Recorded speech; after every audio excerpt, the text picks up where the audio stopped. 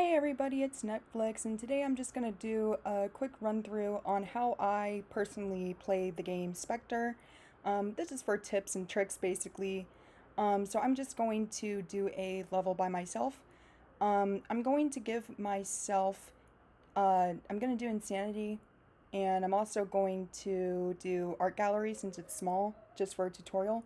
I'm going to give myself my strong flashlight and my video camera, an extra video camera, and I am going to ready up and I'm going to start. You can obtain all these items in the shop. You just have to earn money by guessing the ghost correctly and doing all the objectives. Um, so basically, I'm just going to show you how I personally play Spectre and some steps that I usually take. Um, so first, of course, I wait for myself to fully load in so I know which items I'm taking. Um, so First thing I also do is I check the objectives, and I figure out like which objectives I want to do because when you do objectives, you get money from doing the objectives. Um, Having an average sanity of under 10% is harder to do when you are playing with people, but it's easier to do when you're just by yourself. Alright, so the first item that I usually like to grab is I get the key to unlock the place. I like to take an EMF reader and a flashlight, and I usually start out with the book so I can put it down and then I can come in and grab more items later. So you can press T actually to turn on your flashlight without having to actually equip your flashlight. So that just helps give you light while you can use certain items. So first I start off with the EMF reader to find where the ghost is. You can also use a thermometer to find out where the ghost is, but I'd rather just do the EMF reader to begin with.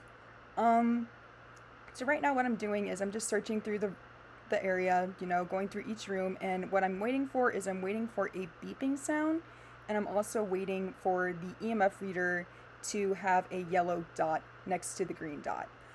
This will let me know that the ghost is in this room. Again, you can use a thermometer to find out which room the ghost is in, but again, it's better just to use an EMF reader.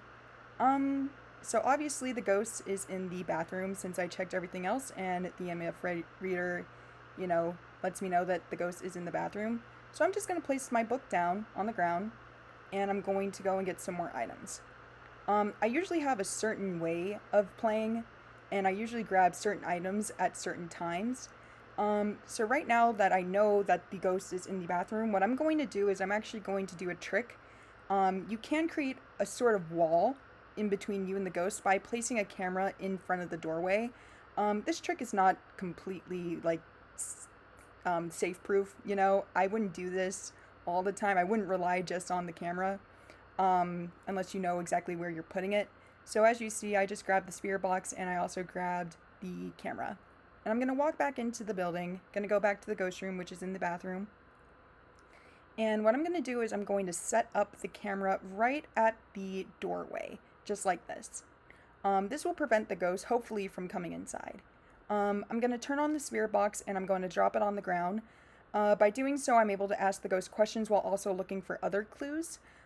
If you are playing with people, people can now ask questions out loud to the ghost as well, not just you holding the box, and people can hear the response.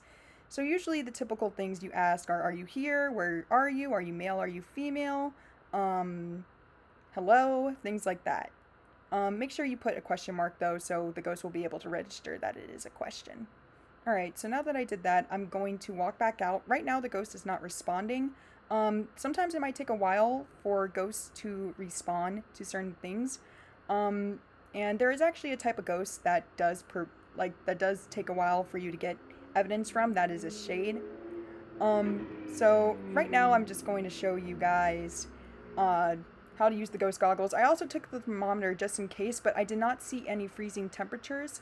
The way you could tell if there's freezing temperatures without the thermometer is if you see some puff of air coming out of your mouth, then you know that the temperature is freezing.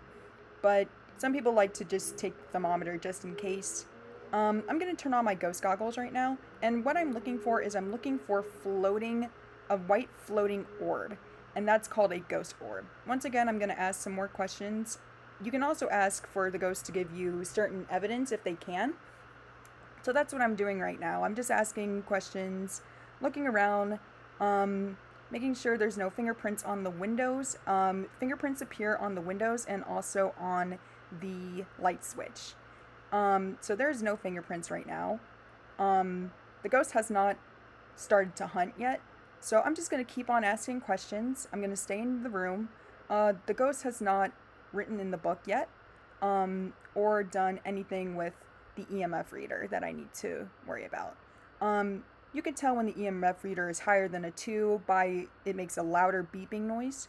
And also the buttons on the EMF reader will go either be a dark orange or a red. When you're looking for an EMF 5, you are looking for it to go up all the way. There are 5 buttons on the EMF reader, and that's how you can tell. So right now I don't see any orbs. So I'm going to keep asking questions to see if the ghost will respond. It does look like the ghost is not responding to anything that I'm asking, so I'm just going to assume. And right now, we are experiencing a hunt, so the ghost will start hunting as your sanity drops. Right now, it seems like my trick with the camera is working as the ghost is not entering the room, so I'm going to stay in the room and not go out of the room. So the EMF just went off a little bit more, but it's at a 4 right now. So that is not enough evidence to prove that this is an EMF 5. So be really careful when you are looking at the EMF reader and make sure you're not just reading it as a 4. Alright, so right now I'm just staying in the room. I'm going to ask the ghost some more questions to be sure that it's definitely not, that the spirit box is not one of the options. So right now I'm just looking down on the ground. The EMF did go up to a 5, and I also see a fingerprint right there on the window. So I'm going to go into the journal, and I'm going to go all the way to the back. And what I'm going to do is I'm going to put an EMF reader, and I'm also going to put down fingerprints. So right now, based on the evidence we have, it could be a revenant, and there was writing in the book. So that just proves that this ghost that we're dealing with is a revenant. So I'm going to drop the ghost goggles, and I'm going to exit the building now, since I have collected all the evidence that has been needed. As you can see, my sanity right now is at a 37. This feature for you to be able to see your sanity is a sanity watch, which you need to buy with Robux. So right now I'm just going to enter back into the van, and I'm going to end the round. And that is how you can survive basically any ghost game. Just play it smart. So we can check right now to see if I was correct. I was correct. The ghost was a revenant.